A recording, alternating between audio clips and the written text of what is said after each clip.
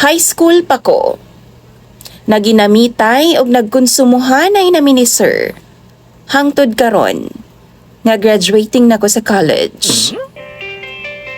Tawagan na lang ko sa pangalang Carla. Anak pa sila, bigaon daw ko nga pagkababay. Anak pa sila, basta kabit gani bigaon ka. Maura na ang ilang nakita di Sam. Pero wa sila masayod nga gibuhat ko ni aron sa baka survive ug makaahon ang akong kaugalingon sa kalisod aron makakaon ang akong pamilya. Pait kayo ang kinabuhi di sa magihatag sa akong mga ginikanan nga rikanamo.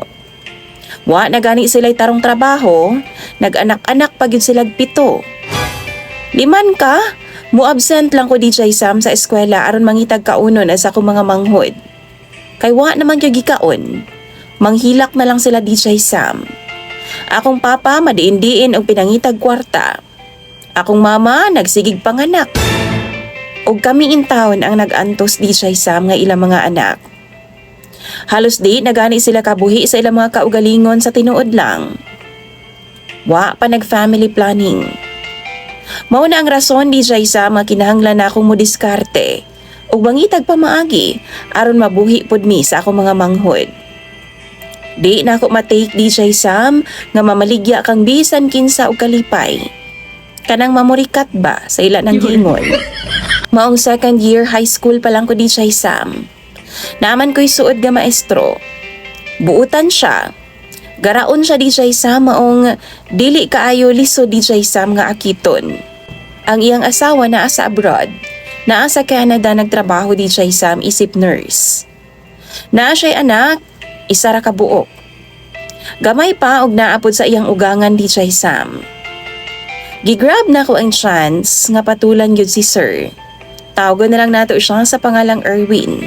Nagpakonsumo ko sa iya di Sam og kapalit ana pangkonsumo pud namo sa akong igsuon. Dili igo di Sam pero dako kaayog ikatabang. Gawas pa na no, siya na ang bahala sa among mga exams. Wa ko mangayo niya og dakong grado di Sam kay halata na kaayo sa akong mga classmates. Arangan man jud kog utok di Sam. Pero wa na ko'y time para magtuon kay magbantay naman ko sa akong mga manghod inig pauli na ako gikan sa eskwelahan. Gawas ana busy pud ko sa pangitag kauno namo. Madiin-diin og pangitag makaon di Sam. Sa tinuod lang no, law mga akong kalagot sa akong mga ginikanan. Moa na ang uban. Pasalamat ka sa imong mga ginikanan. Kay gibuhi ka aning kalibutana. Wa ka kung wa sila. Pero para sa ako no. Angay bagid kong magpasalamat. Malay ba nako nga ani ang abda nako nga kalibutan. Pasalamatan ko ba ni nga nag-ilaid sa kalisod ang akong mga manghod. Ako mismo kinahanglan nako mubuhat og mga buta nga dili maayo aron lang makasurvive sa kinabuhi. Siguro di Sam, madawat na ako nga ako lang ang naglisod.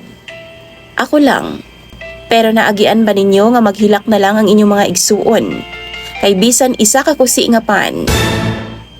Bisan isa ka kutsarang kanon. Wa ko'y mahatag sa akong mga manghod. Kay akong papa wa sa mua. Akong mama magsigig panganak.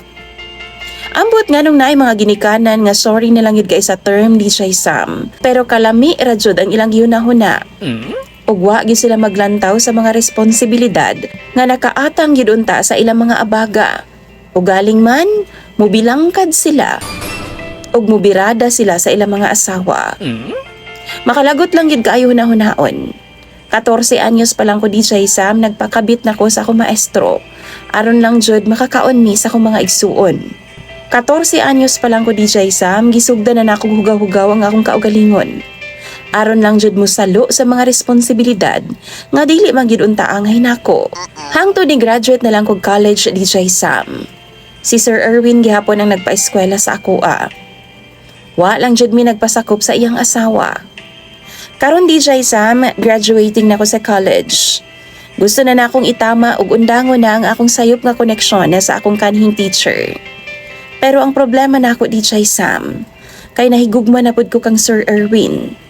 Og di na nako siya kayang buhian tungod sa kadugay na pud siguro sa among relasyon. Ug sa tinuod lang jud no, Mura na pud baya na ako usyag bana. Nahimo na pud na akong katimbang siya sa kinabuhi si Sir. Lisod na kaayo siyang buhian. Gawas pa diha DJ Sam. Naa pa pod ang ako mga igsuon nga tabangunon pa kaayo nako. Kay sukad manggod nakita sa akong mga ginikanan nga kay bahon ako manginabuhi. Gahatag ko sa akong mga igsuon. Murag kaluoy sa Ginoo no, nagsalig na lang pod ang ako mga ginikanan. Halos di na pod maning kamot.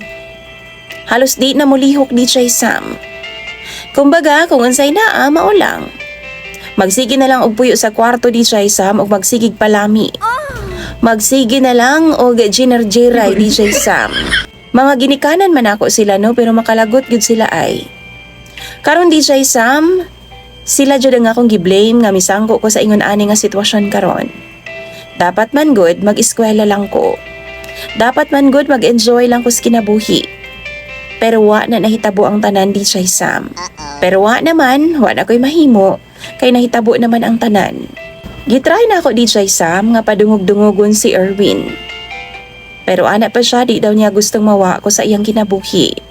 Palangga daw kaayo ko niya. Ug ang tinuod ana, mas importante pa daw ko DJ Sam kaysa sa iyang asawa para niya. Pirmi na lang nga naa sa abroad ang iyang asawa, samtang ako ang naa sa iyang kiliran pirmi. Nagplano pa gani siya nga pag-abot sa panahon, buwagan na daw niya ang iyang asawa DJ Sam ug mag-uban na daw ming duha. Gihulat lang daw niya ang saktong panahon. DJ Sam, grabe ang akong konsensya. Dili na ako maabot kung unsa may naa sa ako akaron, kung dili tungod sa ako ang sugar daddy nga si Erwin. Mao na ang rason nga mangayo kog maayong advice sa imo mga viewers karon. Tambagi daw ko ninyo. Imong sender og follower DJ Sam. Carla.